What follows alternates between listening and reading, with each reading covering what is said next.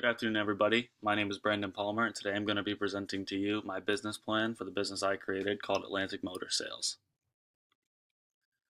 Atlantic Motor Sales is a business that will be located in Scarborough, Maine.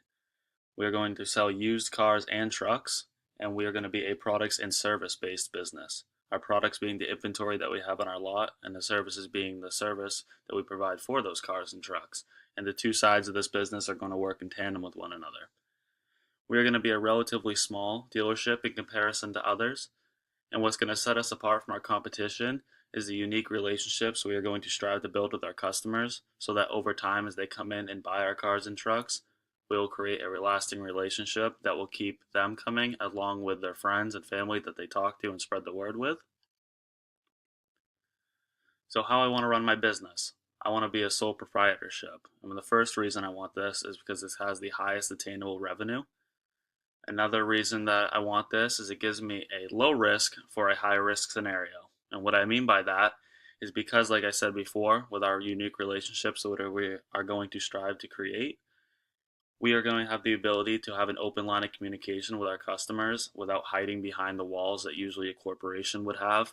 So we are going to be very easy to reach with any legitimate concerns that a customer has with the products or services that we sell to them.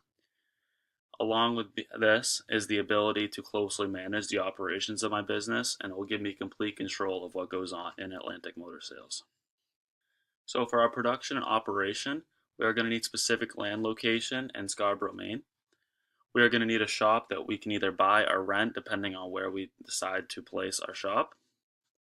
And we are going to need a starting car and truck inventory. We're going to need office supplies for our sales office. And we're going to need a service garage materials from everything to tools to different oils or lubricants that we need for our vehicles. So the vision for my business looks like this. I want to be on a 5-year peak potential plan. And what I mean by this is by the 5th year of our operations up and running, I want to be at the company's peak potential, which means we're going to have to grow at a pretty rapid rate. Since we're going to be a relatively small business in whole, we are only going to have 2 shops open by this time, and we are going to strive to create that strong consumer relations at this point. So hopefully people that bought a car in our first year are coming back in the 4th and 5th year. We are going to have expansive marketing at this point, and from here we're going to have little to no deviation from where we're at unless the industry changes and we need to make adjustments accordingly. Competitors of Atlantic Motor Sales include Ossipee Trail Motor Sales, which is located in Standish, Bill Dodge, which is located in Saco, and Lee Dodge, which is located in Westbrook. What all these competitors have in common is they are all established used car dealerships in the southern Maine area. So for the foreseeable future, all these businesses are going to be in direct competition with us and what we're trying to do, along with the same target market that we are trying to attract into our business. So for marketing, it's first important to establish our target market.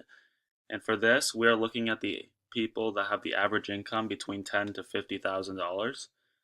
To market to our older demographic, we are going to use radio, television, and newspapers. And for our younger demographic, we plan to use more of our online Facebook plus Instagram setting. We are going to use resources accordingly. So we're going to take a look at our sales. And if our sales are dropping in a particular month, we're going to put more money into our marketing and hopefully try to jumpstart it. If that doesn't work, we're going to take a look at our analytical measurement and see whether or not what we're doing is making actual sense or if it's a waste of our resources. So for our sales, we're going to stay consistent with our mission statement, which means we're going to have a competitive warranty, we're going to have flexible price negotiations, and we're going to be considered the deal closer. This meaning no matter what your financial situation is, as long as you are willing to come in with a positive attitude and you are willing to negotiate with us, and the bank sees it as a positive on their end, we're going to do our very best to get you out the door with your used vehicle. Lastly, for the measurements of our business, we're going to take in-depth looks at our spreadsheets and our analytics.